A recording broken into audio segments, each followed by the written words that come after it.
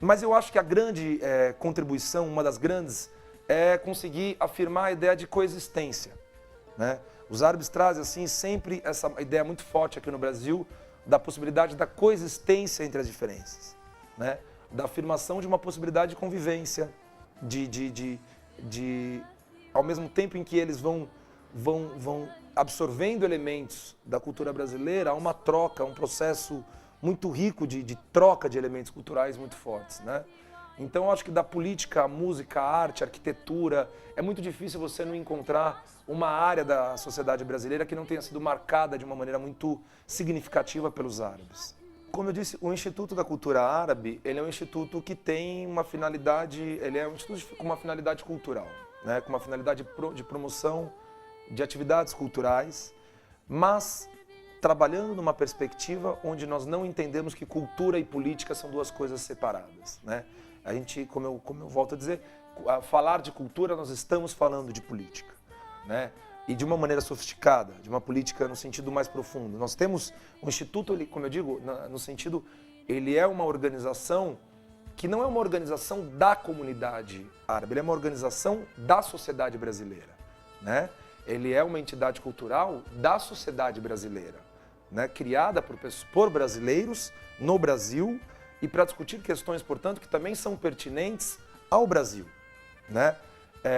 Então, só para te dar um exemplo, por exemplo, recentemente a gente tem percebido muito, em função de um contexto internacional, onde há um certo destaque e há o crescimento de vários atos de extremismo, de terrorismo, a gente vem percebendo com isso o crescimento preocupante da islamofobia, né? De um preconceito contra os muçulmanos, contra o islamismo, de uma visão muito preconceituosa, que tende a construir uma imagem negativa do Islã. Então, nesse sentido, você ter uma entidade que traz para o debate, que revela, na verdade, a complexidade desse universo tão grande que a gente chama de mundo árabe, que é composto por vários povos, por várias culturas, né, por várias tradições culturais. Então, só o fato de você conseguir, de cara, revelar essa diversidade, revelar a grandeza desse universo cultural, revelar a riqueza da história dessas manifestações intelectuais e filosóficas. A gente tem que lembrar o quão antigas são essas tradições filosóficas a quais nós nos referimos, né? Lembrar que a filosofia grega muitas vezes chega para nós, muitas vezes traduzidas pelos próprios árabes, né? E que, ao mesmo tempo, em função de um contexto internacional, de uma agenda política internacional, muitas vezes essas questões acabam sendo colocadas de uma maneira muito enviesada, na mídia, na grande mídia principalmente, né? Então, onde sempre você acaba associando o árabe, o muçulmano ao terrorista, né? Aquela imagem que muitas vezes é vendida com uma certa facilidade. Então, acho que de cara isso é uma missão importante, desconstruir isso. Mas desconstruir apresentando essa pluralidade de representações estéticas que existem, né? De discursos. Eu acho que no fundo a gente está falando disso, no fundo a gente está falando de narrativas. Então, quando você falou de uma questão muito importante, que é a questão palestina, né? Por exemplo, nós temos na Mostra Mundo Árabe de Cinema uma sessão sobre o cinema palestino. Então, todo ano a gente traz filmes. Inclusive, ano passado nós fizemos uma janela especial, Edward Said, em homenagem a ele, com filmes palestinos, com diretores da Palestina. Então, isso para nós é uma questão fundamental. Então, o Instituto, como ele é uma instituição aberta, ele é completamente acolhedor de quaisquer pessoas, independente da perspectiva que as pessoas tenham. Ele é uma entidade para que a sociedade brasileira possa participar. Então há uma diversidade também, ele procura representar uma diversidade de ideias, de visões sobre o mundo árabe, mas sobre a questão palestina, dado que o próprio Edward Said é a nossa referência principal, sem dúvida, eu acho que isso é uma questão que, como você mesmo diz, os direitos inalienáveis, né, os direitos fundamentais do povo palestino, né, um povo que vive sob situação de ocupação até hoje. Existe o site do Instituto da Cultura Árabe, né? Elas podem entrar, né? O www.icarabe.org. Elas podem também acessar a nossa página no Facebook. Eu já aproveito para deixar o convite para a Mostra Mundo Árabe de Cinema, que esse ano, em 2015, está na sua 10ª edição, com várias salas de exibição em várias cidades, e que começará em agosto, para já deixar para as pessoas irem se preparando, que no dia 12 de agosto já, né, teremos a abertura da mostra no Cine Sesc, né, como sempre fazemos a abertura da mostra, com muitos filmes inéditos, com todos os filmes inéditos, na verdade. Teremos filmes da Palestina, teremos filmes do Marrocos, teremos filmes do Líbano, teremos filmes dos Emirados Árabes, teremos filmes do Egito, né? Então, teremos convidados internacionais, diretores, pesquisadores do cinema árabe. Será muito, muito especial essa edição. E esse é um prazer receber as pessoas e convidar para que as pessoas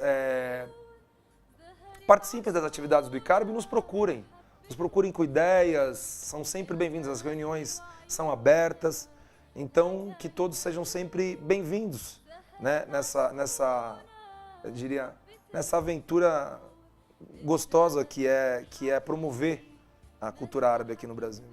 Por que ter um Instituto da Cultura Árabe aqui no Brasil? Essa é uma pergunta que as pessoas podem fazer, né? Em primeiro lugar, porque é impossível, se existe algo que a gente possa chamar de uma cultura brasileira, né, ou culturas brasileiras, no plural, não é possível que a gente consiga entendê-las sem a gente entender os componentes árabes que estão presentes nessa cultura. Em segundo lugar, porque essa constante lembrança e essa constante recuperação, como eu digo, das artes, por meio das artes, da filosofia, do pensamento, da ciência, que outros povos deixam, na verdade, eu acho que no momento em que a gente presencia tantas cenas de barbárie, tantas cenas de violência, um grau de agressividade muito preocupante, né, a nível global, falar sobre coexistência, né, e eu acho que essa é uma grande mensagem do Eduardo Said, né, afirmar a coexistência como um valor, eu acho que para mim é cada dia mais relevante, né? Afirmar a possibilidade da coexistência, né? Não somente a ideia da paz como um discurso vazio, não, da coexistência, da possibilidade das diferenças poderem viver juntos, né? Eu acho que em qualquer contexto, em qualquer país do mundo, isso tem um sentido, né? Desconstruir estereótipos, eu acho que é sempre importante, né? Você ter uma força social que consiga o tempo inteiro ajudar, de alguma maneira, as pessoas a refletirem o porquê que certas representações que nós temos existem, como elas foram sendo construídas, com quais interesses, por quais meios, e permitir assim que a gente consiga questionar essas representações, muitas vezes estereotipadas, reducionistas. Eu acho que se a gente já conseguir provocar um pouco desse tipo de reflexão, afirmar a coexistência e desconstruir os estereótipos, eu já acho que é uma grande contribuição para a sociedade brasileira. Agradecer, mandar um abraço grande para todas as pessoas da TV Canção Nova. É sempre um prazer poder estar participando com vocês, poder estar divulgando, poder estar falando e discutindo coisas que são tão atuais, né? Que são tão atuais. A gente conhecer um pouco de outros países, de outras culturas, eu acho que do ponto de vista humano isso sempre nos enriquece de alguma maneira mais profunda, né? Eu acho que essa é uma perspectiva que, além da dimensão organizacional, institucional, política, eu acho que tem uma dimensão do conhecer mais sobre o outro, eu acho que é sempre um passo fundamental, né? É sempre uma alegria estar com você.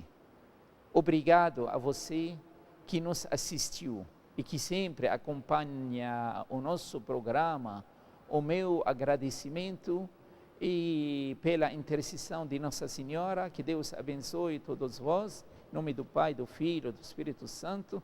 Amém.